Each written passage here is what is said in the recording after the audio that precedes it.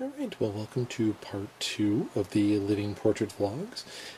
This is for the main room where we will have the Sullivan Manor. It's the same pattern as the one I did for the smaller frame, but this will go over the whole entire TV set. I'm currently working on modifying the little loop that I'm going to do. The one for the little frame is going to include the, they call it the debutante, the female of the living portrait. So I think for this one I'm going to try to incorporate both there is a male and a child as well. So I think I'm going to try to see if I can put those two together. Also, there's a little part of each of these that are a tad bit intense. So I'm probably going to edit that out just because there may be some kids at the party, don't want to freak them out too much. And then also the horizontally framed ones that they have on the DVD for use on a TV, which is the kind I want to use, has a built-in little frame around it, and it kind of almost looks like a double frame. So I think I'm going to try to see if I can kind of zoom, crop in a little bit and scale it up and get rid of that little frame, because I think just this frame will probably be good enough. But it was the same procedure as before. It's a cardboard frame that I cut out of just regular old cardboard boxes, and then I used Photoshop to size the paper template properly, and then cut them out and applied them with a glue stick. I'm going to have to do a little bit of a touch-up. I can zoom in so you can get a closer look. You can see there's a little bit of tape there showing.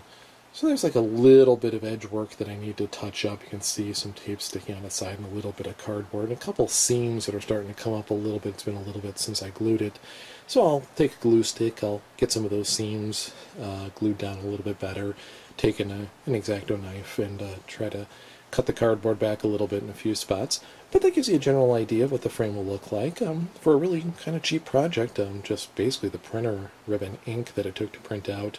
I think it was probably about 12 to 15 sheets of paper with the pattern on it total. So that was pretty much it for this whole project. I taped a piece of cardboard to the back. That what I'm going to do is I'm going to just tape that down to the back of the TV, and then the night at the party tape it a little bit more thoroughly. But for our little demo here, I'm just going to tape it lightly just so I can get it right back off, and then probably roll up some tape along the bottom two corners of the frame to attach to the TV.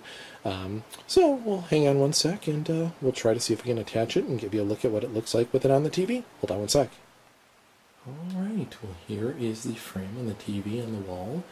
As you see, you can still see a little bit of the seams that I need to kind of shore up a little bit, and if you look closely you can see the frame that's on the DVD that they kind of frame around there, which, I don't know, in a way it kind of gives it a little bit of depth, so in a way that's kind of cool, but also I think it might look better if it was just the image flush to the frame that I made as opposed to showing that frame in there.